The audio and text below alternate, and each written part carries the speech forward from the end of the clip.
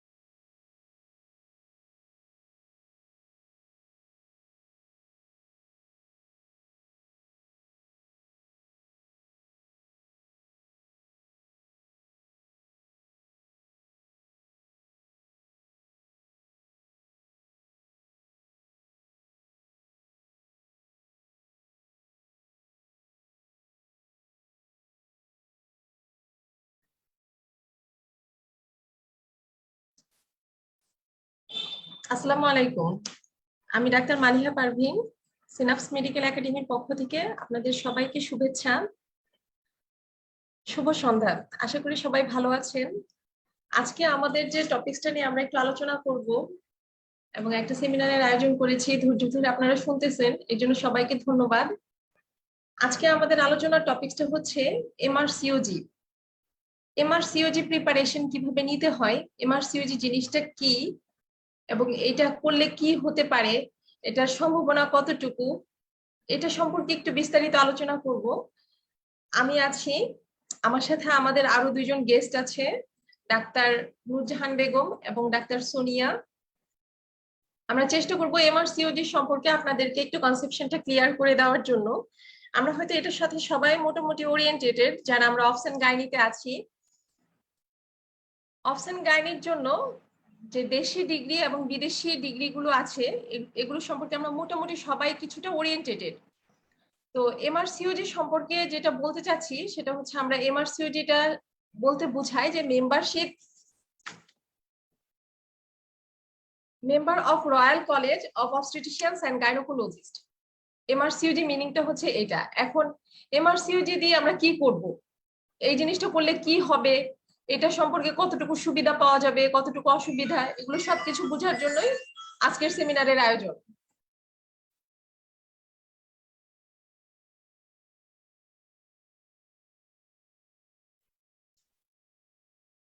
তো যে জিনিসটা ইম্পর্টেন্ট সেটা হচ্ছে, আমরা যারা নিউ কামার আছি, ইন্টার্নি শেষ করেছি অথবা অনেকেই যারা দেশের বাইরে যাওয়ার পরিকল্পনা করতেছি বা আমাদের অনেক দিনের ইচ্ছা আছে যে না দেশে থাকবো না, দেশের বাইরে গিয়ে ক্যারিয়ার করব, তাদের জন্য এটা যেমন ইম্পর্টেন্ট, তেমনি ভাবে যারা আমরা দেশের ভিতরে আছি তাদের জন্য এই ডিগ্রিটা কতটুকু গুরুত্ব বহন করবে সেটা সম্পর্কে আমরা একটু ডিটেলস জানবো, যে এই ডিগ্রিটার আসলে ভ্যালুটা কি। কেউ যদি দেশে থেকে এমআরসিওজি করতে চান তাহলে তার ভ্যালুটা কি হতে পারে, অথবা কেউ যদি মনে মনে সেটেল হয়ে থাকেন যে না আমি তো পড়াশোনা করেছি বাংলাদেশে, ঠিক আছে এমবিবিএসটা পাস করলাম, এরপরে আমি সেটেল হব বাইরে কোথাও। তো দেশের বাইরে সেটেল হওয়ার জন্য এমআরসিওজি কিন্তু ওয়ান অফ দ্য গেটওয়ে, আমরা দেশের বাইরে যারা সেটেল হতে চাই। আর দেশের ভিতরে থেকেও এমআরসিওজি ডিগ্রিটা আমার কতটুকু গুরুত্ব বহন করবে, এটা সবকিছু সম্পর্কে আমি একটু ডিটেলস আপনাদের সাথে আলোচনা করছি।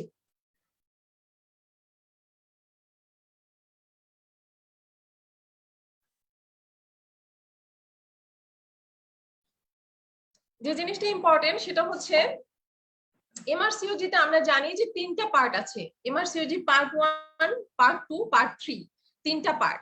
তো এর মধ্যে আমরা এমআরসিওজি পার্ট 1 যেটা, সেটা বাংলাদেশ থেকে দেয়া যায়, পার্ট 2 এটাও বাংলাদেশ থেকে দেয়া যায়, পার্ট 3 যেটা সেটার সেন্টার কিন্তু আমাদের দেশে নাই, এটা দেশের বাইরে থেকে দিতে হয়।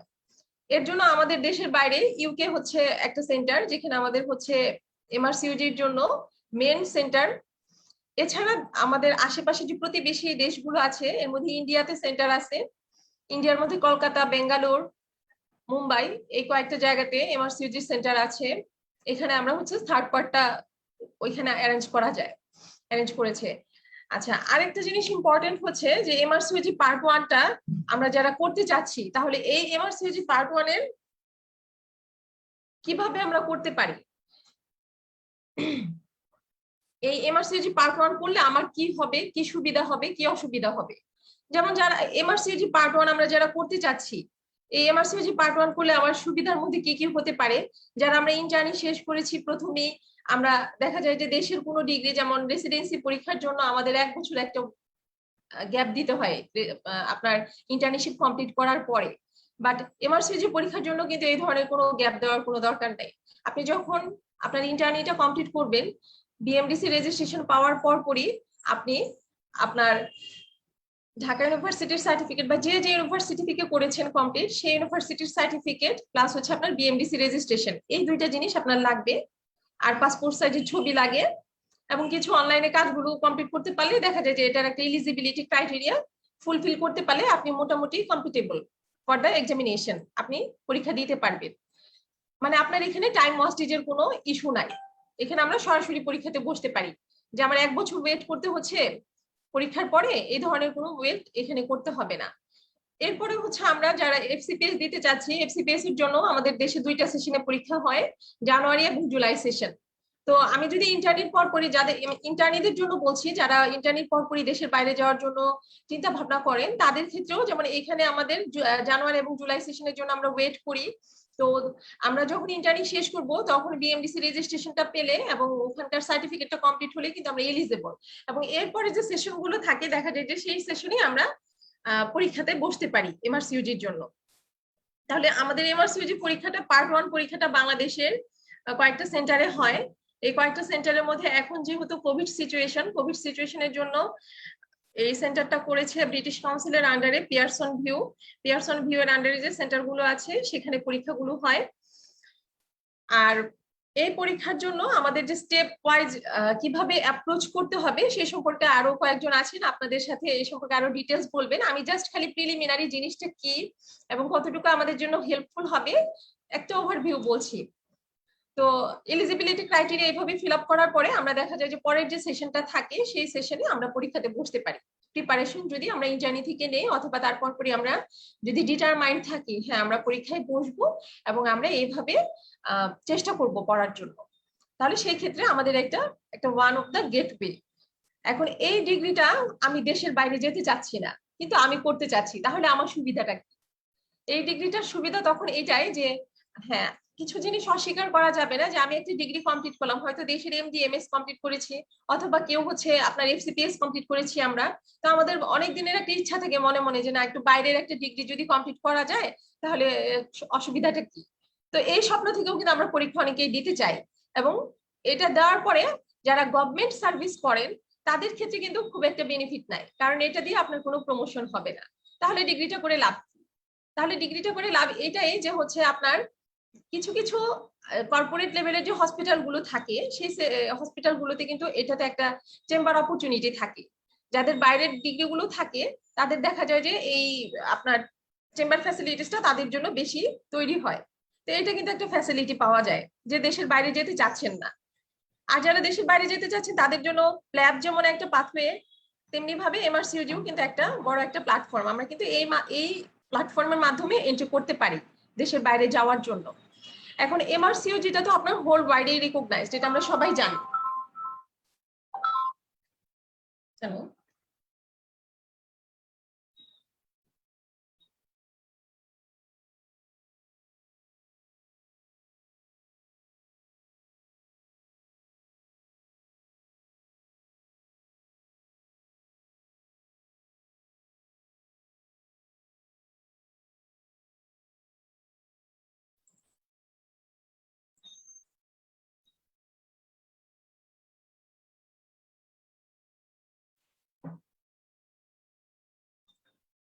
আচ্ছা, ঠিক আছে। তো যে জিনিসটা বললাম যে আমরা এভাবে কিন্তু চিন্তা করতে পারি যারা দেশের মধ্যে থাকতেছি তারা কিভাবে এই ডিগ্রিটার প্রতি আমরা অনুপ্রাণিত হতে পারি সে সম্পর্কে আমরা একটু প্রিলিমিনারি জানলাম। তো যে জিনিসটা ইম্পর্টেন্ট সেটা হচ্ছে এমআরসিইউজি পার্ট 1 আমরা বাংলাদেশ থেকে যারা দিতে চাই তাদের জন্য আমাদের প্রথমে দরকার হচ্ছে এমবিবিএস পাস করার একটা সার্টিফিকেট, আমাদের দরকার ইউনিভার্সিটির যে সার্টিফিকেটটা সেটা, প্লাস হচ্ছে বিএমডিসি রেজিস্ট্রেশন। এই ক্ষেত্রে আমি বলেছি যে আমাদের টাইম ওয়েস্টেজের কোনো ইস্যু নাই এবং দেশের ভিতর থেকে আমরা এক্সাম দিতে পারি। এই এক্সামের একটা সুবিধা হচ্ছে এখানে আপনার কোনো ধরনের কোনো পলিটিক্স এর যে ইস্যুগুলো থাকে এই ধরনের কোনো ইস্যু এখানে নাই। একটু পরে আসেন, হ্যাঁ আমি কথা বলতেছি, পরে আসেন। আচ্ছা, তো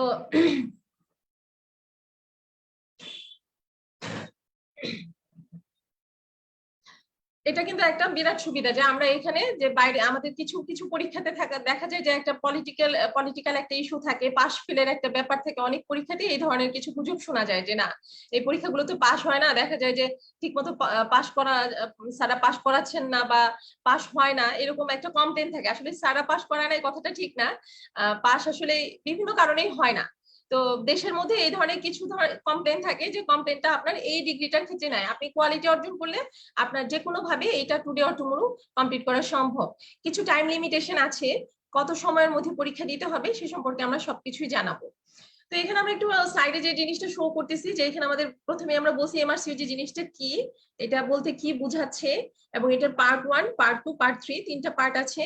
যার মধ্যে পার্ট 1 পার্ট 2 দুইটা জিনিস হচ্ছে আমরা দুইটা পার্ট আমরা আমাদের দেশের ভিতর থেকে দিতে পারি, এবং পার্ট 3 যেটা সেটা হচ্ছে আমাদের দেশের বাইরে থেকে দিতে হয়। এর জন্য আমরা ইন্ডিয়াতে সেন্টার আছে, প্লাস হচ্ছে ইউকে তে সেন্টার আছে, যেখানে যেটা চয়েস করে যার সুবিধা মতো সে সেভাবে দিতে পারে। তো পার্ট 1 পরীক্ষার জন্য আমাদের আজকের সেমিনারের উদ্দেশ্যটা হচ্ছে আমাদের এন্ট্রিটা আমরা কিভাবে করব। এমআরসিজি পার্ট 1 করলেই না আমরা পার্ট 2 পার্ট 3 এই দুইটাতে আমরা যেতে পারবো। হ্যাঁ, তো পার্ট 1 আমরা কিভাবে এন্ট্রি করতে পারি, এটাতে এন্ট্রি করার জন্য আমরা কিভাবে প্রস্তুতি নিব, নিজেকে কিভাবে গড়ে তুলবো, কিভাবে কম্পিটিশনে আমরা আসতে পারবো, কারণ এটা একটা গ্লোবাল কম্পিটিশন। এখানে আমাদের যে মার্কিং সিস্টেমটা হবে, যেমন এফসিপিএস পরীক্ষাতে বিসিপিএস এর আন্ডারে যে পরীক্ষা হয়, এখানে পরীক্ষা দিলে আমাদেরকে দেখা যায় যে 3টা পেপারে 70 করে 210 নাম্বার পেতে হচ্ছে, এরপরে পাস হয় এফসিপিএস পার্ট 1 এর ক্ষেত্রে। কিন্তু আবার রেসিডেন্সি পরীক্ষাতেও এরকম একটা কম্পিটিশন হয় যে হাইয়েস্ট নাম্বার পায় সেই ভিত্তিতে হচ্ছে আপনার ইনস্টিটিউশন গুলো চয়েস দেওয়া হয় এবং সে সেখানে তার যোগ্যতা অনুসারে টিকে যায়। এমআরসিইউজি নাম্বার গুলো আমাদের যে নাম্বারে স্টুডেন্টরা টিকে সেটা আমাদের জেডি স্কোরে টিকানো হয়। এখানে পার্সেন্টাইল হিসেবে আপনার স্কোরিং করা হয়, সর্বোচ্চ নাম্বার থেকে সর্বনিম্ন নাম্বার ওরা একটা কাট অফ ভ্যালু দিবে, এই ভ্যালু অনুযায়ী ওরা চিন্তা করবে যে না এবার পাস মার্কটা আমরা হচ্ছে 65 এ ডিটারমাইন করব। তো 65 যারা পাবে এর মধ্যে যতজন পাবে যে কোনো দেশ থেকে দেখা যাবে যে তারাই এই পরীক্ষাতে উত্তীর্ণ হচ্ছেন। তো এরকম পার্সেন্টাইল মার্ক গুলোতে একটু কম্পিটিশন আছে। এইভাবে কম্পিটিশন করে কিভাবে আমাদের গ্লোবালি কম্পিটিশন করে উঠতে হবে, আমরা প্রস্তুতি নিতে পারি, নিজেকে গড়ে তুলতে পারি, এটা সার্বিক ব্যবস্থাপনার জন্যই আজকের আমাদের এই আয়োজন। আমরা কিভাবে গড়ে তুলবো নিজেকে, যারা আমাদের এমটাকে আমরা ঠিক মতো ডিটারমাইন করেছি না আমি পড়াশোনা করে দেশের বাইরে যাব অথবা দেশের ভিতরে থেকে, আমি যেটা বললাম যে আমি চিন্তা করছি যে দেশের ভিতর থেকে ডিগ্রি করব, দেশের ভিতরেই থাকবো, একটা ডিগ্রি আমি নিলাম, দেশের মধ্যে যে এফসিপিএস এমএস আছে সেটাও নিলাম, প্লাস হচ্ছে আমি এমআরসিওজি ডিগ্রিটাও কমপ্লিট করলাম। যারা এটা চিন্তা করছেন তারাও করতে পারেন, অথবা যারা চিন্তা করছেন যে না আমি দেশের বাইরে গিয়ে সেটেল হব এবং আমি দেশের বাইরেই ডিগ্রি কমপ্লিট করব, তারাও কিন্তু এইভাবে চিন্তা করতে পারেন যে আমরা এখন থেকেই চেষ্টা করি এমআরসিওজিতে কিভাবে আমরা ঢুকবো। আচ্ছা, এখানে আমরা কিছু জিনিস দেখাচ্ছি যে আমরা কি এই পরীক্ষার মধ্যে আমাদের দুইটা পেপার থাকে, পেপার 1, পেপার 2। পেপার 1-এ হচ্ছে আমাদের ডিউরেশন থাকবে 2.5 ঘন্টা 150 মিনিট এবং 100টা এসবিএ সিঙ্গেল বেস্ট অ্যান্সার থাকবে। মাঝখানে আমাদের থাকবে 1 ঘন্টার একটা ব্রেক। এবং পেপার 2 এখানেও আমার এসবিএ থাকবে 100টা 2.5 ঘন্টার পরীক্ষা, দ্যাট মিনস 150 মিনিটের একটা পরীক্ষা হবে। এটা হচ্ছে আমার পরীক্ষার টাইম শিডিউলটা। এবং আমরা যারা 2022-এর জানুয়ারিতে পরীক্ষা দিতে চাচ্ছি তাদের জন্য কিন্তু একটা বিরাট অপরচুনিটি যে আমাদের দেশের পরীক্ষা যেমন আগে থেকে জানা যায় যে এফসিপিএস পরীক্ষা জানুয়ারির প্রথম সপ্তাহেই হবে, 3, 4, 5 এরকম সময়ে পার্ট 1 পরীক্ষা হয়। তেমনি ভাবে আমাদের এই এমআরসিওজি পার্ট 1 পরীক্ষাটাও কিন্তু ডেটটা আমাদের ফিক্সড করে দেওয়া থাকে, আমরা আগেই জানতে পারি পরীক্ষাটা কবে হবে। 2022 সালের জানুয়ারি মাসে যে পরীক্ষাটা হবে সেটা হবে 17ই জানুয়ারি। ইউজুয়ালি ওরা মানডেতে পরীক্ষা নয় এবং মানডে পড়তেছে আমাদের 17ই জানুয়ারি। এই 17ই জানুয়ারিতে হচ্ছে আপনার এমআরসিওজি 2022 সালে পরীক্ষা অনুষ্ঠিত হবে। তো এটাকে টার্গেট করে আমরা যদি আমাদের প্রিপারেশন নিতে থাকি সেভাবে কিন্তু আমরা নিজেদেরকে ইনশাল্লাহ এই 5 মাসের মধ্যে আমরা যারা চেষ্টা করব তারা অবশ্যই নিজেদেরকে গুছিয়ে নিতে পারবো এবং খুব ভালোভাবেই পারবো। আমি আশা করি আমরা যেভাবে মানে চিন্তা ভাবনা করেছি যে আমাদের কোর্স কারিকুলামটিকে সাজাবো কিভাবে এবং কোনভাবে পড়লে আমাদের খুব দ্রুত প্রিপারেশন নেওয়া সম্ভব হবে সেইভাবে আমরা বিশদ একটু আলোচনা করব। তো আমি যেটা বললাম সেটা হচ্ছে টাইম শিডিউল। এইভাবে আমাদের পরীক্ষার একটা টাইম শিডিউল আছে, যারা আমরা একদম প্রিলিমিনারি জানি না যে পরীক্ষাটি কিভাবে হয় তাদের জন্য এটা হেল্পফুল হবে। সেকেন্ড হচ্ছে আমরা আরেকটা জিনিস নিয়ে একটু দেখবো আমাদের এখানে কি কি পড়তে হয়, কি কি জিনিস থাকে, কোন জিনিসগুলো বেশি পড়তে হবে, কোনগুলোর উপর এফোর্ট বেশি দিতে হবে, এ সম্পর্কে আমরা সবাই মোটামুটি জানি যারা দেশের বাইরে যাওয়ার জন্য চেষ্টা করছি। তো তারপরেও আমি একটু দেখাচ্ছি আমাদের পেপার 1-এ থাকে অ্যানাটমি, এর মধ্যে ম্যাক্সিমাম পোর্শনই থাকবে অ্যানাটমি থেকে। এছাড়া আছে এমব্রায়োলজি, বায়োকেমিস্ট্রি, ফিজিওলজি, এন্ডোক্রাইনোলজি, একটা ম্যাক্সিমাম বাল্ক অফ কোশ্চেন এখান থেকে আসবে। তারপরে স্ট্যাটিস্টিক্স থেকে অনেক অঙ্ক আসে এবং এখানে অনেক সূত্র আছে, এখান থেকে অনেক কোশ্চেন আসে। আর জেনেটিক্স থেকে অনেক পিক্টোগ্রাম আসে, পেডিগ্রি আসে। এটা কিভাবে প্যালেটেবল হবে, কিভাবে প্রিপারেশন নেওয়া যাবে, এটা সহজলভ্য ভাবে উপস্থাপন করার জন্য কিছু টিপস এবং ট্রিক্স কাজে লাগালে দেখা যায় যে পরীক্ষাটা পেপার 1 পরীক্ষা খুবই ভালো হয় এবং পেপার 1-এ কিন্তু অনেক মার্কস তখন তোলা সম্ভব হয় যদি আমরা একটু ট্রিকি ভাবে পড়াশোনা করতে পারি। আর পেপার 2-তে যেটা আছে, পেপার 2 এর মধ্যেও 100 নাম্বারের এসবিএ হবে। এটা মূলত ক্লিনিক্যাল।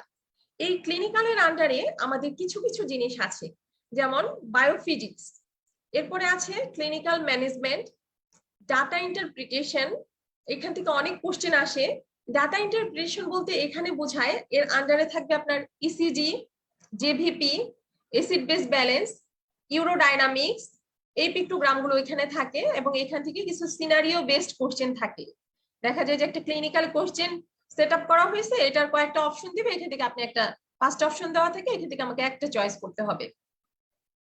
এরপরে আছে আমার immunology, microbiology, pathology and pharmacology. Pathology, pharmacology এখান থেকে অনেক কোশ্চেন আসে, এই জিনিসটার প্রতি বেশ এফোর্ট দিতে হয় এবং একটু ভাস্ট প্যাথোলজি, ফার্মাকোলজি। বাট এই ভাস্ট জিনিসটা কিভাবে গ্রিপে আনতে হবে, কিভাবে আমরা এটাকে খুব সহজভাবে মনে করতে পারবো এবং রিভিশন করতে পারবো, পড়াটাকে কমপ্লিট করতে পারবো, তার জন্য কিছু টেকনিক অবলম্বন করতে হবে। এই টেকনিক গুলো কাজে লাগালে আপনার এমআরসিওজি পেপার 2টা হাতের গ্রিপে চলে আসবে। ইউজুয়ালি পেপার 2 সম্পর্কে বলা হয় একটু কঠিন হয় কারণ এটা ক্লিনিক্যাল বেসড, এখানে একটু মানে কনসেপচুয়াল পরীক্ষা, এখানে আপনাকে একটু চিন্তা ভাবনা করে অ্যান্সার করতে হয়। পেপার 1টা যেমন একদম বই থেকে হুবহু চলে আসে, পেপার 2টা আমাদেরকে একটু থিঙ্কিং করে পরীক্ষা দিতে হয়। তো সেই ক্ষেত্রে আমাদের এটা যদি যে টেকনিক গুলো আমরা চিন্তা ভাবনা করেছি এভাবে পড়লে স্টুডেন্টদের জন্য সহজলভ্য হবে, সেই টেকনিকে পড়তে পারলে ইনশাল্লাহ এটা আমাদের জন্য খুব সহজেই আমাদের হাতের গ্রিপে চলে আসবে। আচ্ছা, এরপরে আমরা একটু দেখবো, এটা তো আমরা পেপার সম্পর্কে জানলাম যে কোন পেপারে কি থাকে, আর সিলেবাস সম্পর্কে আমরা বলবো যে সিলেবাসটা কিভাবে পড়বো, কোন কোন বই পড়লে আমাদের প্রস্তুতি নেওয়াটা ইজি হবে সে সম্পর্কে একটু ধারণা দিব। এখানে যেমন আমি নলেজ এরিয়াটা বলেছি যে এখানে আমরা কি কি জিনিসগুলো দেখতে পারি, যেমন ক্লিনিক্যাল স্কিল, আপনি এমআরসিওজি পরীক্ষা দিতে গেলে যে নলেজের যে একটা ডাইভার্সিটি, একটা বিচিত্রতা, এটা কিন্তু পাওয়া যায়। আমরা তো গদবাদা ভাবে অনেক কিছু করে আসছি, বা আমাদের দেশের যে আহ চিকিৎসা ব্যবস্থাপনা এটার সাথে আমরা সবাই মোটামুটি ওরিয়েন্টেড।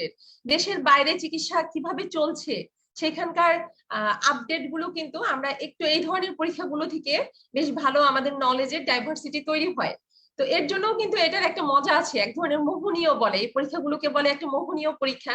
এই পরীক্ষাতে দেখা যায় যে পার্ট 1 হলে ইচ্ছা করে পার্ট 2 দেই, পার্ট 2 হলে আমার মনে হয় পার্ট 3টা কমপ্লিট করি, এরপরে যদি স্বপ্নের পার্ট 3টা কমপ্লিট হয়ে যায় তাহলে তো আল্লাহর রহমতে জিনিসটা সবার হাতের নাগালেই চলে আসবে এবং স্বপ্ন পূরণ হলো।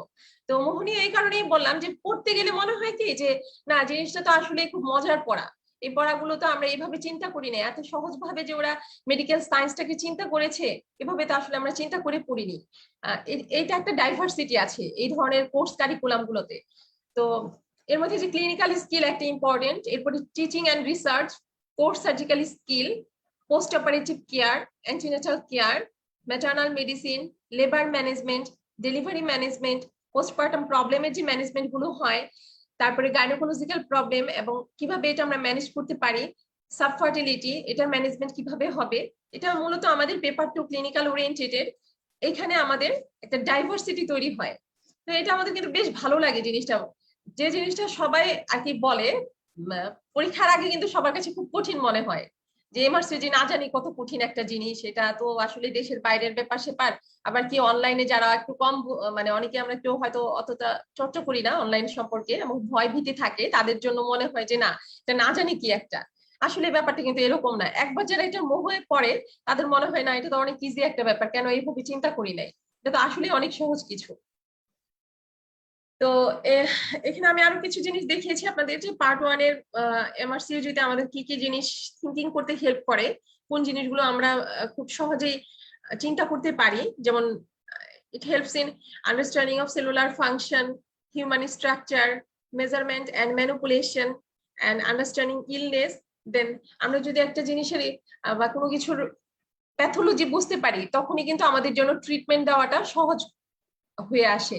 তো ইলনেস এর মধ্যে আমাদের পড়তেছে বেসিকের জন্য এখানে পড়বে ইমিউনোলজি, মাইক্রোবায়োলজি, প্যাথোলজি। এটা সম্পর্কে যখন আমরা একটু ডিটেলস জেনে ফেলবো তখন কিন্তু আমার জন্য চিকিৎসা দেওয়াটা সহজ হবে। তো আমাদের যে ভিতরের যে নিগুড় জিনিস, হ্যাঁ, যে আমরা কিভাবে এই জিনিসটাকে ম্যানেজ করতে পারি সেটা সম্পর্কে আমরা এই পাথওয়েটার মাধ্যমে বুঝতে পারবো, আন্ডারস্ট্যান্ডিং অফ ইলনেস, এই এই পোর্শনটুকুতে যেখানে আমাদের ইমিউনোলজি, মাইক্রোবায়োলজি, প্যাথোলজি এই সমস্ত নিয়ে ডিলিং করা হয়। আচ্ছা, এখানে পার্ট 3 সম্পর্কে আমি কিছু বলেছি। এটা আসলে আমরা যারা পার্ট 1 এ এন্ট্রি করব, যারা আমরা চিন্তা করব যে না আমরা এই দিকে যাব, তখন আস্তে আস্তে আমরা এই ব্যাপারগুলোতে ক্লিয়ার হব। তারপরে আমি একটু বলে দিচ্ছি পার্ট 3 পরীক্ষা, যেটা আমি সেন্টারের কথা বলেছি যে আমরা সেন্টার দেশের বাইরে নিয়ে পরীক্ষা দিতে হয়, বাংলাদেশে এটার কোনো সেন্টার নাই, ইন্ডিয়াতে এবং হচ্ছে ইউকে তে সেন্টার আছে।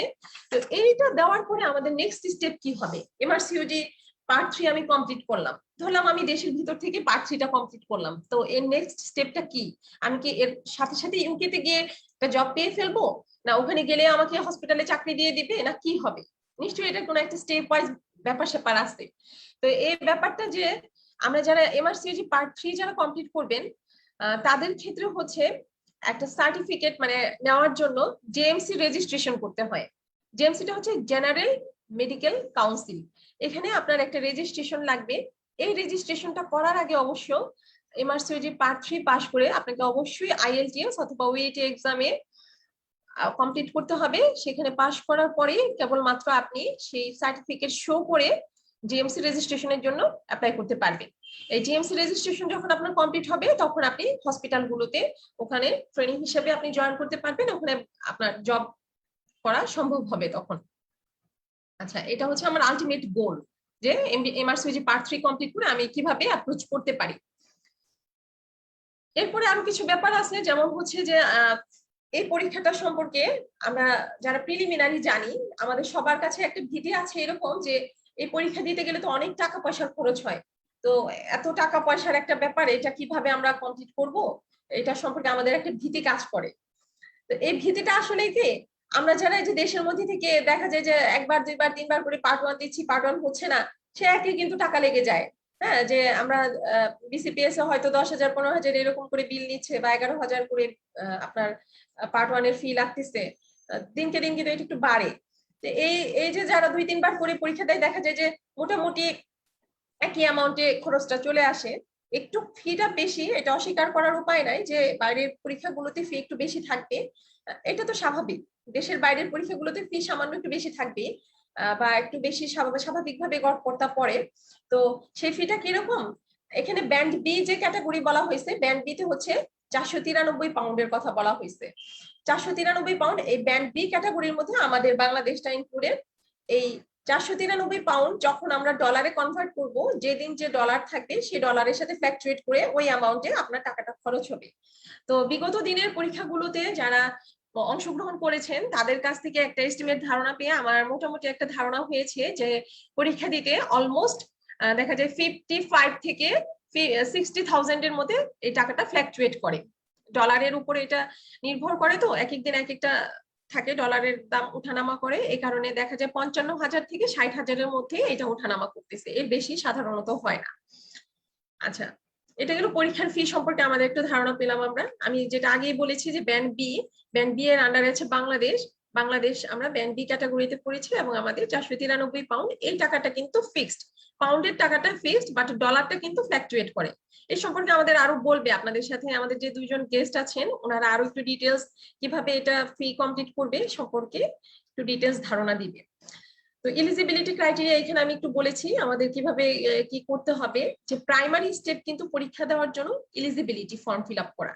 এই এলিজিবিলিটি ফর্ম ফিল আপ করার জন্য যারা 17 জানুয়ারি 2022 টার্গেট নিয়ে আমরা পড়াশোনা করব, তাদের জন্য এলিজিবিলিটির ডেডলাইন হচ্ছে মানডে 23 আগস্ট 2021, মানে আগস্টের 23 তারিখে আপনার লাস্ট ডেট এলিজিবিলিটির ফর্ম ফিল আপ করার জন্য। ঠিক আছে, এই জিনিসটা আমরা জেনে রাখবো, এবং আমাদের যাদের আগ্রহ আছে, এবং আজকে যারা আমরা প্রোগ্রামটা ধৈর্য ধরে শুনছি, যদি কারো আগ্রহ তৈরি হয় তাহলে আমরা এর মধ্যেই চিন্তা করবো যে এলিজিবিলিটি ফর্মটা আমাদের এই টাইমের মধ্যেই ফিল আপ করতে হবে, কারণ টাইম কিন্তু এই ফর্ম ফিল আপ করার জন্য ওরা এক্সটেনশন করে না।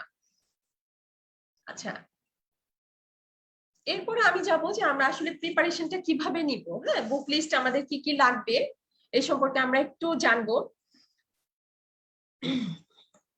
এর মধ্যে আমাদের প্রিন্সিপাল যে বুক, তার মধ্যে আছে Oxford handbook, essential revision guide. এটা খুব বেশি যে লাগে তা না, এখান থেকে কয়েকটা টপিকস অবশ্যই দেখতে হয়, আর মেনলি আমাদের অক্সফোর্ডটাই লাগে। এছাড়া আছে রিচার্ড সাক্সেনা, বিএমজে, অনেক কিছু আছে। তো মেনলি আসলে অক্সফোর্ডটাই সবাই পড়ে, আর বাকি বইগুলো কিছু কিছু জিনিস লাগে। সেখান থেকে কি পড়তে হবে সেটা আমরা মোটামুটি কনসাইজ করে আমাদের কোর্স কারিকুলামটাকে আমরা সাজাইছি, এর মধ্যে থেকে কোন বই থেকে কতটুকু নিতে হবে। আর প্র্যাকটিসিং কিছু বুক আছে যে এখান থেকে আমরা কোশ্চেন সলভ করব, মানে এখানে আমাদের দেখা যায় যে অনেক বেশি কোশ্চেন সলভ করতে হয়। এই কারণে সিঙ্গেল বেসড অ্যান্সার থাকে, ভুল হওয়ার সম্ভাবনা যেমন থাকে তেমনি আবার সঠিক হওয়ার চান্সও বেশি। এসবিএ গুলাতে দেখা যায় অল অন নান ল থিওরিতে নাম্বার উঠে, আপনার যদি সঠিক হয় তাহলে আপনি পুরোপুরি নাম্বারটাই পাবেন, আর ভুল হলে কিন্তু সেক্ষেত্রে জিরো। এই কারণে আমাদের একটু প্র্যাকটিসটা বেশি বেশি করাটা এই ক্ষেত্রে আমাদের জন্য ভালো। তো প্র্যাকটিসিং বুকগুলোর মধ্যে যেটা সবচেয়ে বেশি প্রচলিত, এর মধ্যে আছে pass MRCOG, Catherine, Andrew Caesar, Ankush, এবং মাস্ট যে জিনিসটা লাগবে সেটা হচ্ছে রিকল। অবশ্যই অবশ্যই অবশ্যই লাগবে, এই বইটা অনেকবার পড়তে হয়, এবং এটা কিভাবে পড়লে আমরা সহজেই মনে রাখতে পারবো সেটা আমরা এই সম্পর্কে ইনশাল্লাহ ডিটেলস ধারণা আমরা দিব। আরেকটা পড়তে হবে যে স্ট্র্যাটেজির বইটা, এটা হচ্ছে আপনার রয়্যাল কলেজের বই। এটা ওরা একটা নির্দিষ্ট কোশ্চেন এখানে সেট করা থাকে, এই কোশ্চেনের উপরে দেখা যায় যে প্রতি বছর ঘুরে ফিরে এখান থেকেই ওরা এই টপিকস গুলোর উপরেই কোশ্চেন করে, এবং এই টপিকস রিলেটেড কোশ্চেনই ওরা প্রতি বছরই করে। ওদের নির্দিষ্ট কিছু টপিকস থাকে যেটা স্ট্র্যাটেজির বইতে পাওয়া যায়, ওই টপিকস এর উপরে ঘুরায় ফেরা বিভিন্ন ধরনের কোশ্চেন ওরা প্রতি বছর রিপিট করে। হুবহু সেই কোশ্চেনটা না আসলেও কিছু কোশ্চেনের রিপিটেশন হয়। তো আমি যে জিনিসটা বললাম যে আমাদের এই ডিগ্রিটার পিছনে কিছু সুবিধা এবং অসুবিধা দুইটাই আছে, তবে সুবিধাই কিন্তু বেশি। যেমন আমি বললাম আমরা দেশের ভিতরে যারা থাকতে চাই তারাও কিন্তু এই ডিগ্রিটা করতে পারি, আবার দেশের বাইরে যারা সেটেল ডাউন হতে যাচ্ছি তাদের জন্য কিন্তু it is the one of gateway, আমরা কিভাবে দেশের বাইরে সেটেল হতে পারি তার জন্য এটা একটা বড় একটা পাথওয়ে। আর এটার বেনিফিট তো বলছি যে একদম 100% ফেয়ারনেস থাকে, এখানে পলিটিক্যাল কোনো ইস্যু নাই, এখানে আপনার হাই একটা স্যালারি থাকে, বেটার লাইফ চয়েস করা যায়, একটা রেসপেক্ট ডিগনিটি থাকে, ওয়ার্কিং এনভায়রনমেন্ট বেশ ভালো। যদিও আমাদের দেশের পার্সপেক্টিভে আমরা বলবো যে অনাকাঙ্ক্ষিত অনেক ঘটনাই ঘটতেছে এখন, বিভিন্ন ধরনের উপজেলা হেলথ কমপ্লেক্সে দেখা যায় যে ডক্টররা তাদের ঠিক মতো সম্মান পাচ্ছেন না, তাদের ওয়ার্কিং প্লেস গুলোতে বিভিন্ন ধরনের সমস্যার সম্মুখীন হয়ে আমাদের দেশে কাজ করতে হচ্ছে। সারা দেশব্যাপী কিছু না কিছু সমস্যা আছে, তবে আমাদের মতো মিডল ইনকাম কান্ট্রি গুলোতে সমস্যাগুলো একটু বেশি, কারণ আমাদের রিসোর্স কম, কম রিসোর্সের মধ্যে আমাদের জনগণের এক্সপেকটেশন অনেক বেশি থাকে। এই বেশি এক্সপেকটেশনে আমরা আমাদের সার্ভিসটা ওইভাবে ফুলফিল করতে পারি না, বা হচ্ছে জনগণ স্যাটিসফ্যাকশন হয় না, তাদের একটা স্যাটিসফ্যাকশন আসে না। এই কারণে অনাকাঙ্ক্ষিত অনেক ঘটনারই দেখা যায় যে এটার একটা সমস্যা তৈরি হয়। সেই সমস্যা থেকে বের হওয়ার জন্য অনেকেই দেশের বাইরে আমরা চিন্তা ভাবনা করি যে দেশের বাইরে গেলে হয়তো এই ধরনের ওয়ার্কিং এনভায়রনমেন্ট গুলো থেকে আমরা বাঁচতে পারবো। হ্যাঁ, এই ধরনের ঘটনার সম্মুখীন আমাদের হতে হবে না, কারণ ওখানকার দেশের আইন খুবই শক্ত এবং ওরা ওদের ল ইথিক্স খুবই মেনটেন করে। আমাদের দেশে তো আসলে আইনের প্রয়োগটা সর্বোচ্চ ভাবে আমাদের সম্ভব হয় না করা। যাই হোক, তো এই দিক থেকে কিন্তু একটা বেটার লাইফ লিড করার জন্য এটা একটা ভালো একটা পাথওয়ে।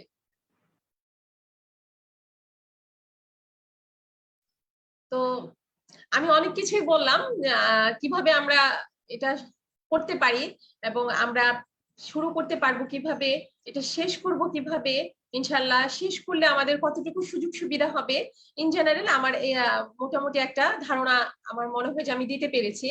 এই সম্পর্কে আরেকটু ডিটেলস ধারণা দিবে যে আমি বলেছি প্রথমেই আমাদের একটা ভীতি কাজ করে যে এলিজিবিলিটি ফর্ম ফিল আপ নিয়ে। হ্যাঁ, আমরা চিন্তা ভাবনা করি না এটা অনেক কঠিন, এটাতে তো যাওয়া যাবে না, এটা অনলাইনের ব্যাপার স্যাপার, না জানি কি কঠিন কাজকর্ম হবে, এটা করতে পারবো না, থাক।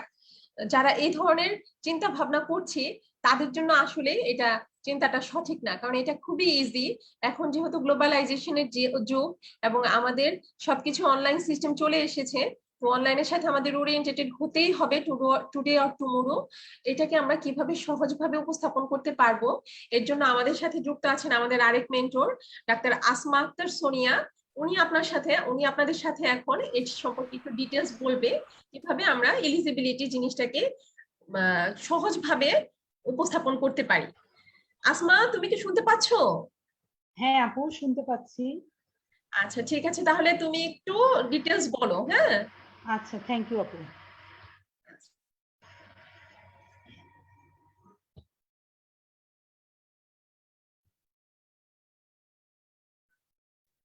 আসসালামু আলাইকুম।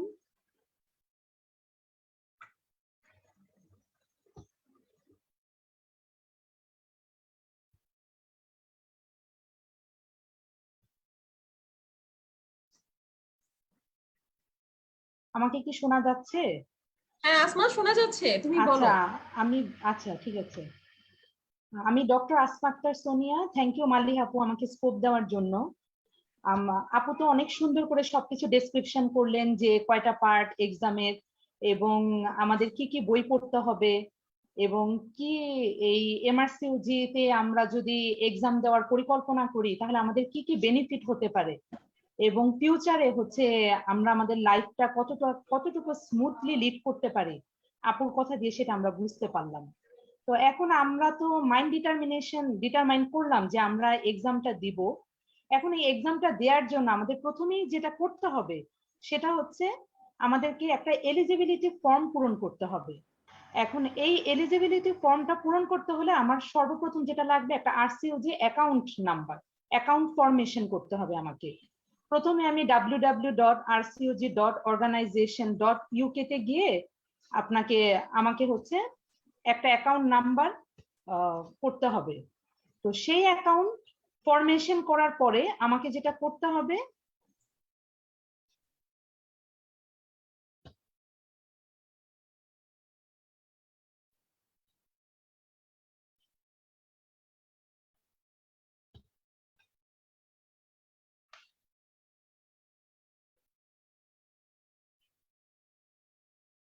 আমার স্ক্রিনটা কি শেয়ার হয়েছে?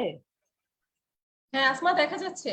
আচ্ছা, তো আমাকে যেটা করতে হবে প্রথমে হচ্ছে www.rcog.organization.uk তে গিয়ে একটা অ্যাকাউন্ট ফরমেশন করার পরে ওরা আমাদেরকে একটা আরসিওজি কলেজ নাম্বার দিবে। তো এই কলেজ নাম্বারটা নিয়ে আমরা একটা এলিজিবিলিটি অ্যাপ্লিকেশন ফর্মে মানে ঢুকবো। তো সেখানে হচ্ছে আমাকে অ্যাপ্লিকেশন ফর্মে আমার নেম থাকবে, তারপরে হচ্ছে আমাকে থাকবে, প্রথমে হচ্ছে ফার্স্ট টাইম যারা ক্যান্ডিডেট তাদেরকে একটা এলিজিবিলিটি অ্যাপ্রুভ করতে হবে, কিন্তু যারা দ্বিতীয়বার এক্সাম দিচ্ছে তারা অলরেডি এলিজিবল, তাদের আর কিছু করা লাগবে না, তারা অলরেডি এলিজিবল হয়ে আছেন, সেকেন্ড বার জাস্ট টাকা দিয়ে আপনারা এক্সামে বসতে পারবেন। তো প্রথমেই বললাম যে আমাকে একটা নিউ অ্যাকাউন্ট তৈরি করতে হবে। তো সেই অ্যাকাউন্ট করার পর আরসিওজি কলেজ নাম্বার দিয়ে আমাকে এলিজিবিলিটি ফর্মটা পূরণ করতে হবে। পূরণ করার সময় প্রথমে যেটা আসে নেম। তো আমরা অনেক সময় দেখা যায় ব্রিটিশ যে সিস্টেম, সেই সিস্টেম অনুযায়ী লাস্ট নেম দেখা যায় আমরা অনেক সময় ভুল করলে ফার্স্টে চলে আসে। তো এটা তো প্রথমে বোঝা যায় না। তারপরে ফর্ম পূরণ করার পরে যখন ওদের কাছে রিপ্লাই আসে তখন দেখা যায় যে আমরা বলি আহা কি হলো, যে আমাদের নেমটা তো আমার সার্টিফিকেটের নেমের সাথে তো মিলতেছে না, তখন এটা হ্যারাসমেন্টের শিকার হতে হয়। এর জন্য যে যার ফ্যামিলি নেম যেটা, সেটা হচ্ছে লাস্টে থাকবে, লাস্ট নেম। আর ফার্স্ট নেম যে কোটেশন, যেমন জেবা খান কারো যদি নাম হয়, জেবা ফার্স্ট নেম আর খান লাস্ট নেম হিসেবেই বসবে। এই যে অ্যাকাউন্ট নাম্বারটা দিল সেটা অবশ্যই আপনাকে একটা একটা ইম্পর্টেন্ট নাম্বার। এই নাম্বারটা যদি আপনি ঠিক মতন না রাখেন, পরবর্তীতে আপনাকে বিভিন্ন ধরনের ওদেরকে আবার মেল করতে হবে যে আমি আমার অ্যাকাউন্ট নাম্বারটা হারিয়ে ফেলেছি, আরো টাইম লাগবে, টাইম কনজিউমিং।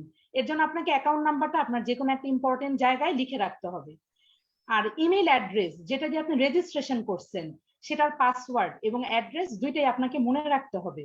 এই দুইটা জিনিস, এই তিনটা জিনিস আমরা ম্যাক্সিমাম টাইম, আমরা যেহেতু অনেক বিজি থাকি, আমরা ভুলে যাই। এবং দেখা যায় যে তখন যখন পরীক্ষার সামনে আসে তখন আমরা খুব ঝামেলায় পড়ে যাই যে আমার এই প্রবলেমটা হচ্ছে, এখন আমি কি করব, কিভাবে সব ঠিকঠাক করব, তখন এটার জন্য আমাদের টাইম অনেক ওয়াস্ট হয়। তো প্রথমে আমরা হচ্ছে এলিজিবিলিটি লগ ইন করে ওই এলিজিবিলিটি ফর্মটা ডাউনলোড করে সেভ করলাম। করার পরে হচ্ছে আমার যে বিএমডিসি রেজিস্ট্রেশন নাম্বার অথবা ঢাকা মেডিকেলের যে সার্টিফিকেটটা, সেটার একটা স্ক্যান কপি আমাকে দিতে হবে। আর আমার একটা রিসেন্ট ছবি, সেটার একটা স্ক্যান কপি দিতে হবে। দেওয়ার পরে ওইখানে আপনার সিগনেচারের স্ক্যান কপিটা দিয়ে আপনার ডেট, এবং অবশ্যই এটা খেয়াল রাখতে হবে যে আপনার বিএমডিসি রেজিস্ট্রেশন নাম্বারটা আপডেট আছে কিনা। কারণ হচ্ছে দেখা যায় অনেক সময় আমরা টাইমের জন্য শেষ মুহূর্তে দেখা যায় ফর্ম ফিল আপটা করতেছি, তখন করতে গিয়ে দেখি যে আমার বিএমডিসি রেজিস্ট্রেশন নাম্বারটা তো মানে সে এক্সপায়ার্ড হয়ে গেছে, তখন শেষ মুহূর্তে দেখা যায় আমি আর এলিজিবিলিটি ফর্মটা পূরণ করতে পারলাম না, একটা ঝামেলা হয়ে যায়। এর জন্য আপনি যখন মন স্থির করবেন যে আমি এমআরসিওজি এক্সাম দিব, তখনই আপনাকে আগে খেয়াল রাখতে হবে আপনার বিএমডিসি রেজিস্ট্রেশনের এক্সপায়ার ডেটটা কতটুকু পর্যন্ত আছে এবং সেটা আপডেট আছে কিনা। না থাকলে আমরা আগে থেকেই সেটা আপডেট করে নিব। তো এই যে এগুলা দিলাম, স্ক্যান কপি দিলাম, আমাদের সিগনেচার দিলাম, একটা ডেট দিলাম, নাম দিলাম, এগুলা দিয়ে অ্যাপ্লিকেশনটা সাবমিট করতে হবে। করার পরে আমাকে হচ্ছে অ্যাটলিস্ট 4 উইক ওয়েট করতে হবে। কারণ দেখা যায় ম্যাক্সিমাম টাইম আমরা দেওয়ার পরেই 1 উইক পরে অথবা 2 উইক পরে অস্থির হয়ে যায় যে আরসিওজি থেকে কোনো মেল আসলো না, কোনো রিটার্ন মেল আসলো না, এখন কি হবে, আমি কি আদৌ এলিজিবল না এলিজিবল না। অনেক সময় দেখা যায় ওদের পোর্টালে অনেক ঝামেলা হয়, যেহেতু ওদের অনেকগুলো এক্সাম কন্ডাক্ট করতে হয়, তখন ওদের পোর্টাল গুলো অনেক বিজি হয়ে যায়, তখন রিপ্লাই আসতে একটু টাইম লাগে, 4 উইক থেকে 6 উইক টাইম লাগে। আর এখন আমরা তো মনে স্থির করলাম যে আমরা এক্সামটা দিব। তো এখন এই এক্সাম দেওয়ার জন্য আমি এলিজিবলও হলাম। এখন আমাকে চিন্তা করতে হবে যে আমি কিভাবে পড়াশোনা করব, আমি জব করি, আমার ফ্যামিলি আছে। আমাদের মেয়েদের জন্য আসলে এটা খুব কষ্ট হয়ে যায় যে আমরা কিভাবে আমাদের পরবর্তী প্ল্যান, যেটা একটা বড় পরীক্ষা দেওয়ার চিন্তা ভাবনা করতেছি, এবং মানিও একটা বড় ইস্যু, যেহেতু এতগুলা টাকা লাগতেছে, আমি যে প্রিপারেশন নিব আদৌ আমি করতে পারবো কিনা, আমি সাকসেস হব কিনা, এই ধরনের ডাইলেমার মধ্যে আমরা থাকি। তো এই ডাইলেমাটাকে আমরা ওভারকাম করার জন্য আমরা সিনেপস একাডেমি থেকে আপনাদের জন্য এই ছোট্ট আয়োজন, এবং আমরা 3জন মেন্টর আপনাদেরকে চেষ্টা করব যে আপনাদের যে প্রিপারেশনই থাক, হয়তো বা কেউ আগে থেকে পড়েছেন অথবা নতুন ভাবে আমাদের সাথে শুরু করবেন, যে 5 থেকে 6 মাসে অথবা 3 মাসেও সম্ভব, যেটা আমি করেছি। যে আপনি যদি আপনার অ্যাটলিস্ট দৈনন্দিন লাইফ থেকে 6 থেকে 8 ঘন্টা আপনার পড়াশোনায় টাইম দেন, ইনশাল্লাহ আপনি পার্ট 1-এ এবং আমরা যেভাবে দেখাবো সেভাবে যদি মানে ফলো করতে পারেন, ইনশাল্লাহ পার্ট 1 আপনার হাতের মুঠোয় থাকবে। এবং যে কোনো ধরনের সমস্যা হলে মালিহ আপু আছে, আমি আছি, শিল্পী আপু আছে, আমরা আপনাদেরকে চেষ্টা করব সর্বোচ্চ গাইড দেওয়ার জন্য, এবং কিভাবে অতি অল্প সময়ে পড়াটাকে কনসাইজ করে নিয়ে যায়। রিকল গুলাতে অনেক ভুল থাকে, অনেক থাকে, সেটা আমরা আপনাদেরকে কারেকশন করে দিব, যে কিভাবে একটা রিকল পড়তে হয়, কিভাবে পড়লে আপনি অতি কম সময়ে হচ্ছে আপনার এটা আপনি অ্যাডাপ্ট করে নিতে পারবেন পড়াটা, সেইভাবে আমরা আপনাদেরকে হেল্প করব। আর আপনাদের যদি কোনো প্রবলেম হয় যে হ্যাঁ আপু এই জায়গাটা বুঝতেছি না, বা এই জিনিসটা কিভাবে পড়বো, এই জায়গাটা হচ্ছে এই জিনিসটা অ্যান্সারটা আমাদের কনফিউজিং মনে হচ্ছে, সব ধরনের জিনিস আমরা 3জন মেন্টর হচ্ছে আপনাদেরকে সব সময় আপনারা আমাদেরকে নক করতে পারবেন, এবং আমরা আপনাদেরকে এটার আপডেটও ইনশাল্লাহ দিব। তো বাকি কথা হচ্ছে যে আরো কিভাবে করে এমআরসিইউ যে এক্সামটা আপনারা আরো ভালোভাবে সামনে বুকিং থাকবে, বুকিংটা কিভাবে দিবেন সেই সম্পর্কে হচ্ছে আপনাদেরকে নূরজাহান বেগম আপু জানাবেন। আপু। হ্যাঁ, থ্যাংক ইউ আসমা, খুব থ্যাংক ইউ। সুন্দর প্রাণবন্ত উপস্থাপনার জন্য। তুমি খুব সুন্দর বলেছো। আমার মনে হয় আজকের প্রোগ্রামে আমাদের সাথে যারা অংশগ্রহণ করেছেন তাদের অ্যাটলিস্ট ইলিজিবিলিটি সম্পর্কে কারো কোনো কনফিউশন থাকার কথা না, কারণ এখানে আসমা খুব সুন্দরভাবে সবকিছুকে প্রেজেন্ট করেছে কিভাবে আমরা ইলিজিবিলিটি ক্রাইটেরিয়া অর্জন করতে পারি। তো নেক্সট স্টেপ হচ্ছে যারা ইলিজিবল অলরেডি হয়ে আছেন অথবা এলিজিবিলিটির চিন্তা করেছেন যে এটা ফর্ম ফিল আপ করবেন, তাদের জন্য নেক্সট স্টেপ হচ্ছে বুকিং। বুকিং দিতে হবে। বুকিংটা হচ্ছে আপনার ফাইনাল স্টেপ ফর এক্সামিনেশন। এখানে আপনি কিভাবে বুকিং করতে পারেন এটা সম্পর্কে আপনাদের একটু বিশদ আলোচনা করবে, সুন্দরভাবে গুছিয়ে বলবে ডাক্তার নূরজাহান বেগম শিল্পী। নূরজাহান, তুমি কি শুনতে পাচ্ছ আমাকে? হ্যাঁ আপু, শুনতে পাচ্ছি, আপনি পাচ্ছেন? হ্যাঁ, শোনা যাচ্ছে। ঠিক আছে, তাহলে তুমি একটু সুন্দরভাবে গুছিয়ে বলো। হ্যাঁ, আচ্ছা আপু, ঠিক আছে। আচ্ছা, আসসালামু আলাইকুম, শুভ সন্ধ্যা সবাইকে। আশা করি সবাই ভালো আছেন। এবং মালিহা আপু এবং সোনিয়ার সেই প্রাণবন্ত কথা মানে আপনার সকলে অনেক ভালো লেগেছে আমি আশা করি। এখন আমি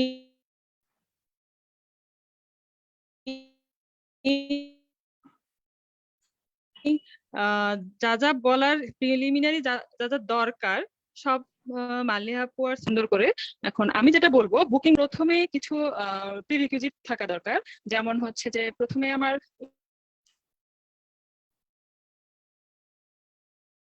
বুকিং ফি মানে এক্সাম ফি যেটা দেবো সেটার জন্য হয়তো কারো হলেও হবে, যেটা দিয়ে আপনি হচ্ছে এই ফিটা আপনি হচ্ছে দিতে পারেন আর কি। তো সেই হিসেবে যদি ক্রেডিট কার্ড নিজের থাকে অথবা পরিচিতজন যারাই থাকুক না কেন, পরীক্ষা যখন আর কি বুকিং উইন্ডো ওপেন করবে ঠিক সেই সময় আপনার ব্যাংকে একটু ইনফর্ম করে রাখতে হবে। কারণ $300 উপরে যদি ট্রানজেকশন হয় সেক্ষেত্রে ব্যাংকে আপনার হচ্ছে যে গেটওয়েটা ওপেন রাখতে হয়, না হলে $300 উপরে বেশি ট্রানজেকশন করা যায় না। তো এক্ষেত্রে আরেকটা ইম্পর্টেন্ট ইস্যু হচ্ছে যে টাইমিংটা। কারণ যখন ইউজুয়ালি বুকিং উইন্ডো যখন ওপেন হয় সেটা ওপেন হয় পরীক্ষার জাস্ট 2 থেকে 2.5 মাস আগে।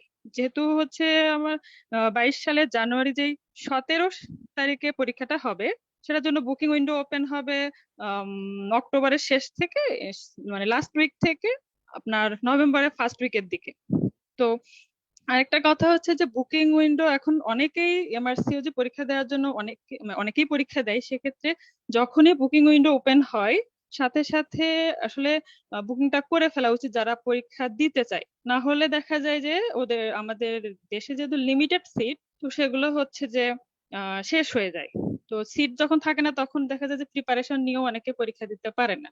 এটা একটা। আরেকটা হচ্ছে যে টাইমিং এর ব্যাপার যেটা, সেটা হলো আমাদের বাংলাদেশে টাইম হচ্ছে ইউকে টাইম থেকে 5 ঘন্টা হচ্ছে আগায়।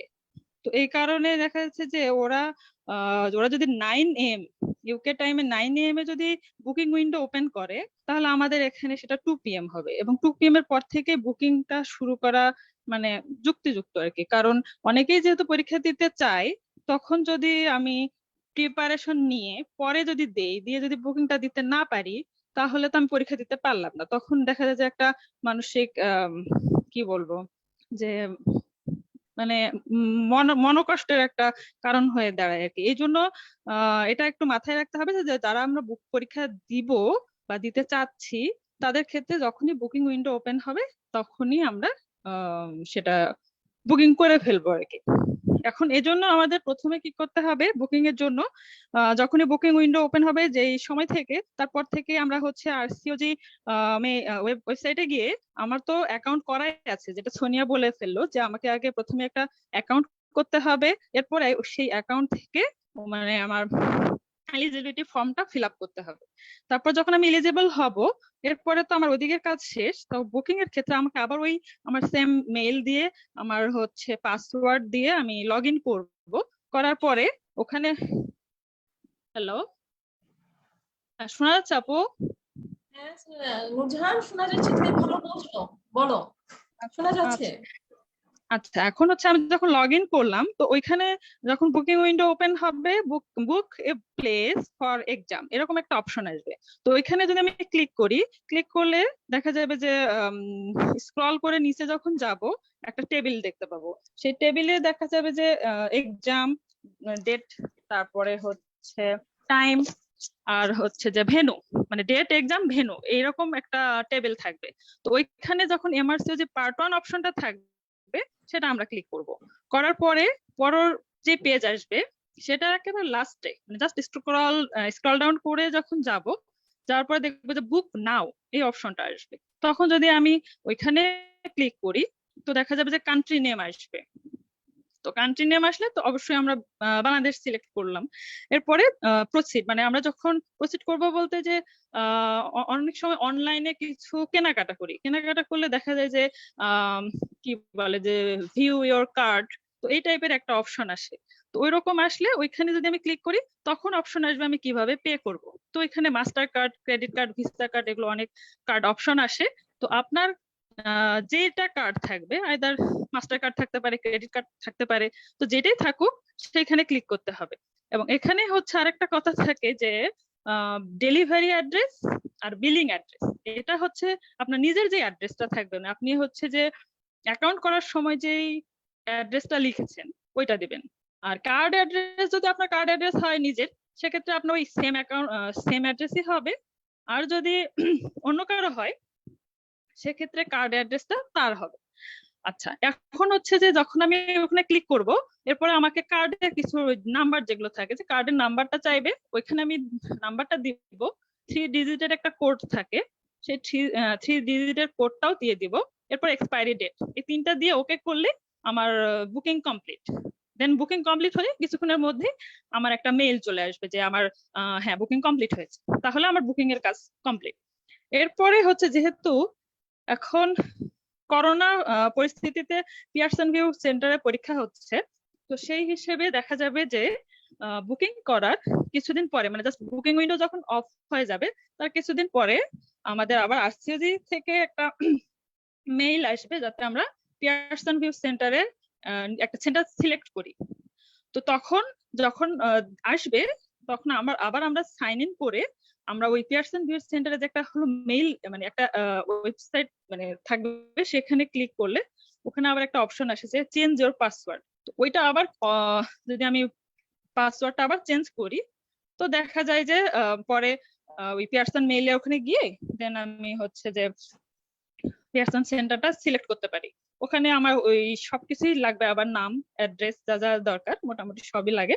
ওগুলো দেওয়ার পরে আমি ওকে করলে আমার হচ্ছে যে পিয়ারসন ভিউ সেন্টার যে সেটা সিলেকশন হয়ে গেল। তো হয়ে যাওয়ার পরে তখন আবার একটা মেইল আসবে পিয়ারসন ভিউ সেন্টার থেকে যে হ্যাঁ আমার হচ্ছে আমি সেন্টার সিলেকশন আমার কমপ্লিট। এইটা একটা। এরপর আরেকটা আসে, সেটা হচ্ছে জাস্ট পরীক্ষার 1 মাস আগে, মোটামুটি 1 মাস বা তার একটু কম বেশি হতে পারে। তো দেখা যায় যে একটা কনফিডেন্সিয়ালিটি এগ্রিমেন্ট ফর্ম আসে। তো ওটা রিগার্ডিং মানে আমরা হচ্ছে যে পরীক্ষা যে দিলাম ওদের যেই এক্সাম রিলেটেড কোশ্চিন যেগুলো মানে যে কোশ্চিন আমরা পরীক্ষা দিলাম আর কি, সেটা যাতে আমি বাইরে কোথাও লিক না করি এই টাইপের আর কি একটা কনফিডেন্সিয়ালিটি এগ্রিমেন্ট ফর্ম থাকে। তো ওটা কিছুই না, জাস্ট নাম আর সাইন, জাস্ট তারিখ, পরীক্ষার তারিখ এবং কোন পিয়ারসন ভিউ সেন্টারে আমি সিলেক্ট করছি আমি যেখানে পরীক্ষা দিব সেটা লিখে জাস্ট সেন্ড করতে হয় ওই যেখানে যেই মেইল আসে এক্সাম সেই ওটাতে পাঠালেই হয়ে যায়। এই হচ্ছে মোটামুটি পরীক্ষার আগের হচ্ছে বুকিং রিলেটেড বুকিং, তারপরে যে পিয়ারসন ভিউ সেন্টার সিলেকশন আর কনফিডেন্সিয়ালিটি এগ্রিমেন্ট ফর্ম কিভাবে ফিল আপ করবো। এখন সমস্যা হচ্ছে যে অনেক সময় ওই সময় দেখা যায় মাথায় এতটা থাকে না। তো আমরা যেটা করব, আমরা আপনাদের যে কোনো সমস্যা হলে এই রিলেটেড আপনারা আমাদের বলতে পারেন, আমরা হচ্ছে আপনাদের সেই হিসেবে গাইড করব। আর হচ্ছে যে আরো পরীক্ষা পড়াশোনা সবকিছু মিলে আমরা এখানে আছি 3 জন। এখন আমরা সবাই হেল্প করব। এখন আমি এই তো মালি আপুকে বলার জন্য অনুরোধ করছি। ধন্যবাদ শিল্পী, খুব সুন্দরভাবে তুমি প্রেজেন্ট করেছো। তো আজকের যে প্রোগ্রামটা আমরা মেইনলি আলোচনা করছি সেটা হচ্ছে এমআরসিওজি পার্ট 1 প্রিপারেশন। এখানে আমাদের অনেক কোশ্চেন এসেছে, আমি আপনাদের কোশ্চেন গুলোর অ্যান্সার করব। আর আশা করি ইনশাআল্লাহ আমরা আরো কোশ্চেন চাই, হ্যাঁ, যে আরো কিছু কোশ্চেন আপনারা করেন। আমরা চাচ্ছি যে আরো কিছু কনসেপশনকে ক্লিয়ার করার জন্য আমরা চেষ্টা করব আপনাদের সমস্ত অ্যান্সার গুলোকে দেওয়ার জন্য। তো অনেকেই কোশ্চেন করেছে যে পার্ট 1, পার্ট 2, পার্ট 3 এর মধ্যে ইন্টারভেল কতটুকু। ইন্টারভেলের মধ্যে পার্ট 1 তো আমি বলেছি আপনি ইন্টার্নি কমপ্লিট করার পরই পার্ট 1 পরীক্ষা দিতে পারবেন।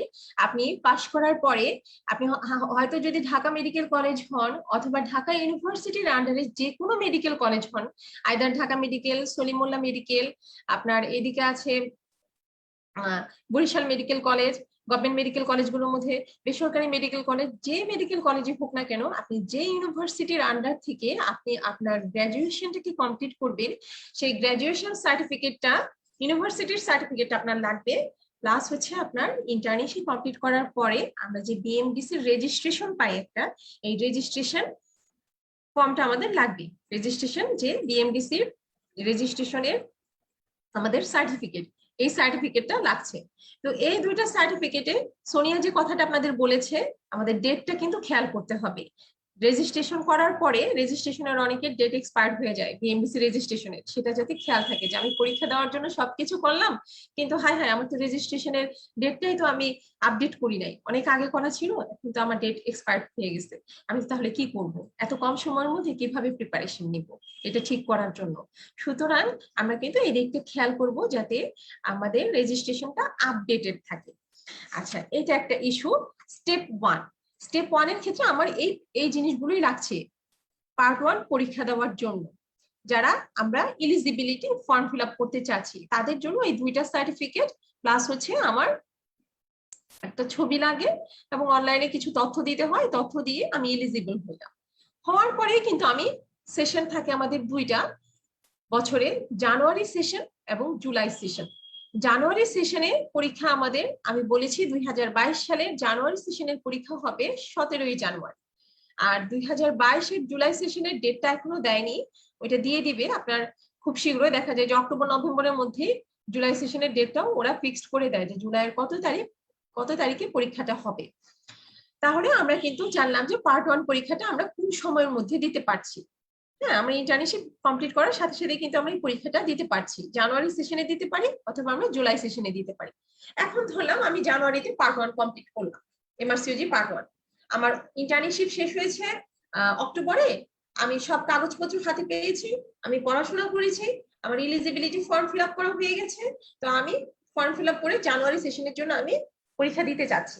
তাহলে জানুয়ারির জন্য আমি যখন জানুয়ারিতে পরীক্ষা দিয়ে ধরলাম আমি পাশ করে ফেললাম, তাহলে আমি পাশ করার সাথে সাথে নেক্সট যে জুলাই সেশন থাকবে, তার মানে 6 মান্থ ইন্টারভেলে 6 মাস পরে কিন্তু আমি পার্ট 2 পরীক্ষা দিতে পারবো।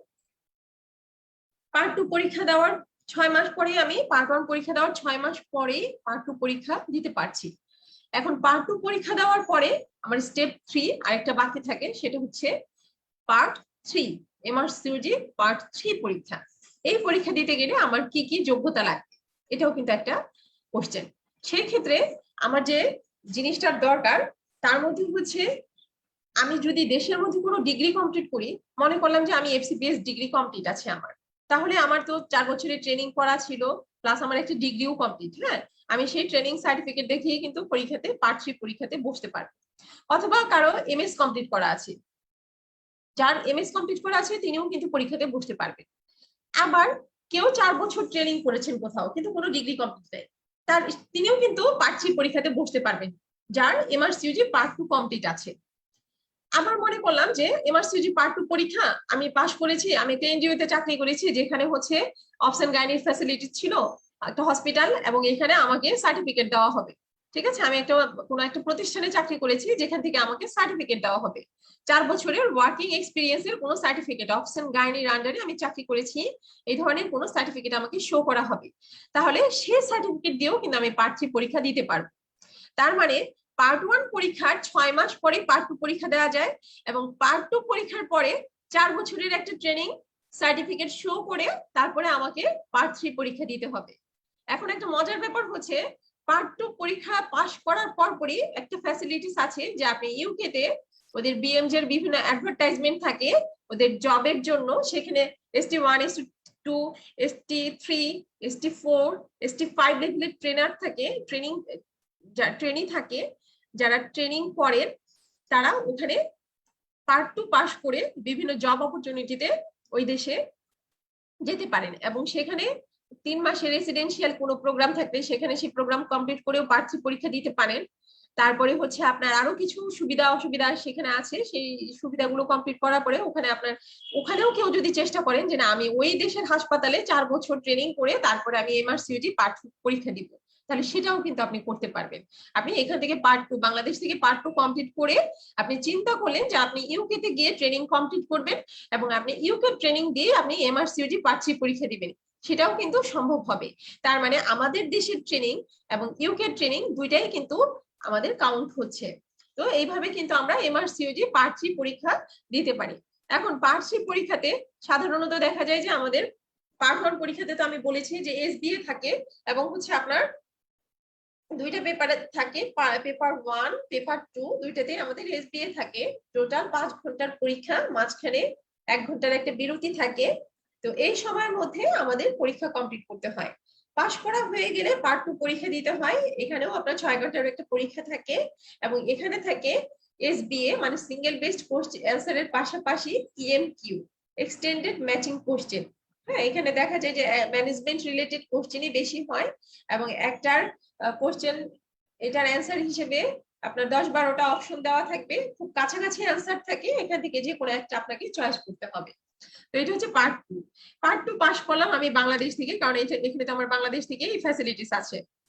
হ্যাঁ, এরপরে আমি পার্ট 3 পরীক্ষা দেওয়ার জন্য আইদার আমি দেশের ভিতর থেকে ট্রেনিং করেও দিতে পারবো, অথবা আমি বাইরে গিয়েও কিন্তু ট্রেনিং কমপ্লিট করে পরীক্ষা দিতে পারবো। এটা আমরা এইভাবে পরীক্ষা দিতে পারি। আচ্ছা, আর যদি কারো কোনো ধরনের কোনো কোশ্চেন থাকে যে আমরা পরীক্ষার সিস্টেমটা কি, সিস্টেম রিলেটেড, তাহলে কিন্তু আমাদের আপনারা একটু নক করতে পারেন, আমরা কিন্তু অ্যানসার করব। আমাদের বেশ ভালো লাগছে, সেশনটা একটু ইন্টারেক্টিভ মনে হচ্ছে, অনেকেই কোশ্চেন করতেছেন। তো আমি আশা করব আরো কোশ্চেন, আরো যাদের কোনো কনফিউশন আছে, কনফিউশন দূর করার জন্য আমরা চেষ্টা করব। ডাক্তার নাসরিন সুলতানা আপা, আপনি কোশ্চেন করেছিলেন পার্ট 1 পাশের কতদিন পরে আমরা পার্ট 2 দিতে পারবো, আমি আপনাকে সেই অ্যানসারটা দিয়েছি। আর আরেকজন আপু জিজ্ঞেস করেছেন আপু টোটাল কোর্স ডিউরেশন কত দিনের। আচ্ছা, কোর্স ডিউরেশন টোটাল বলতে এখানে একটু ফ্যালাসি আছে, সেটা আমি আপনাদের বলে দিচ্ছি। যেমন আমি বললাম পার্ট 1 পরীক্ষা দেওয়ার 6 মাস পরে আপনি পার্ট 2 পরীক্ষা দিতে পারছেন, তাহলে পার্ট 2 পরীক্ষা দেওয়ার পরে যদি আপনি পাস করে যান পার্ট 2 তাহলে তো খুবই ভালো। আর যদি কোনো কারণে পার্ট 2 খারাপ হয় তাহলে আপনি এই পরীক্ষাটা কতবার দিতে পারবেন। পার্ট 1 পরীক্ষা দেওয়ার কত দিনের মধ্যে আপনাকে পার্ট 2 পরীক্ষা ক্লিয়ার করতে হবে, এরকম কিন্তু একটা লিমিটেশন আছে। পার্ট 1 পরীক্ষা দেওয়ার উইদিন 7 ইয়ার্স, 7 বছরের মধ্যে আপনাকে পার্ট 2 পরীক্ষা কমপ্লিট করতে হবে, পাস করতে হবে। যদি আপনি 7 বছরের মধ্যে পার্ট 2টাকে কমপ্লিট করতে না পারেন, তাহলে আপনার পার্ট 1 পরীক্ষাটা বাতিল হবে। ঠিক আছে, এর জন্য আমাদের পার্ট 1 পাশের পরপরই 7 বছরের মধ্যে পার্ট 2টা কমপ্লিট করার টার্গেট অবশ্যই রাখতে হবে। এটা হচ্ছে আমাদের প্রিলিমিনারি কথাবার্তা। এবং এরপরে আমরা পার্ট 3 এর জন্য প্রিপারেশন, যারা পরীক্ষা দিতে ইচ্ছুক থাকবেন এবং আসলেই তো যারা পার্ট 1 দিচ্ছি বা দেওয়ার চেষ্টা করছি একটা ডিগ্রিতে আসার জন্য, আমরা চিন্তা ভাবনা করব, সবারই কিন্তু আলটিমেট লক্ষ্য থাকে যে আমরা এই ডিগ্রিটাকে কমপ্লিট করব এবং আমরা পার্ট 3 পাস করবো ইনশাআল্লাহ। তো সেই লক্ষ্যে কিন্তু আমরা এত কষ্ট করছি, এন্ট্রিটা যাতে আমরা সহজভাবে করতে পারি এবং আমরা আমাদের কাঙ্ক্ষিত লক্ষ্যে সহজভাবে পৌঁছাতে পারি, এর জন্য আমাদের আজকের আয়োজন। এই এমআরসিওজি নিয়ে আমাদের মধ্যে যে ডাইলেমা গুলো কাজ করে, যে ধরনের একটা ভয় ভীতি কাজ করে, আমার মনে হয় যে আজকে আমাদের সেশনটা যারা শুনছেন তাদের ভয় ভীতি অনেকটাই কমেছে। এবং আশা করি যে আপনাদের মধ্যে যে সমস্যাগুলোর উদ্রেক হচ্ছিল যে না এটা থেকে আমরা কোন দিকে যেতে পারি, এটার আসলেই ফিউচার কি, আমার মনে হয় অনেকটাই দূর করা সম্ভব হয়েছে। আরো যদি কোনো কোশ্চেন থাকে তাহলে কিন্তু আমরা অ্যান্সার দেওয়ার জন্য প্রস্তুত আছি। আমি 1 মিনিট টাইম নিচ্ছি সবার কাছ থেকে, আমি আরো কোশ্চেন আশা করছি। আচ্ছা, একজন বলেছেন পার্ট 2 কমপ্লিট করার পরে আমরা দেশের বাইরে গিয়ে সেখানে কিভাবে ট্রেনিং ফ্যাসিলিটিস এর মধ্যে যেতে পারি। তো এটা হচ্ছে আপনার পার্ট 1 কমপ্লিট করার, পার্ট 2 কমপ্লিট করার পরে আপনি যদি দেশের বাইরে গিয়ে ট্রেনিং করতে চান, তাহলে এখানে বিএমজে একটা ইনস্টিটিউশন আছে, এদের কিছু পাবলিকেশন থাকে, এদের মধ্যে থেকে কিছু অ্যাডভার্টাইজমেন্ট দেয় এরা। যেমন আমাদের নিউজ ফিল্ডে পত্রিকাগুলোতে জব অপরচুনিটির জন্য কিছু আমাদের দেখা যায় যে বিজ্ঞাপন দেওয়া হয়, চাকরির বিজ্ঞাপন। হ্যাঁ, তো এইরকম ভাবে এইখানে কিছু বিজ্ঞাপন আসে যে অমুক হসপিটালে আপনার ট্রেনিং লাগবে, ট্রেনিং করতে হবে, এই ধরনের।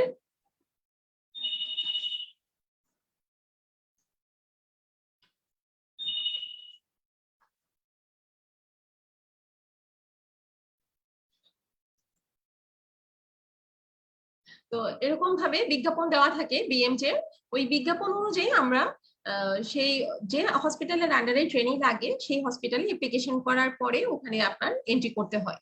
এটা হচ্ছে রুলস।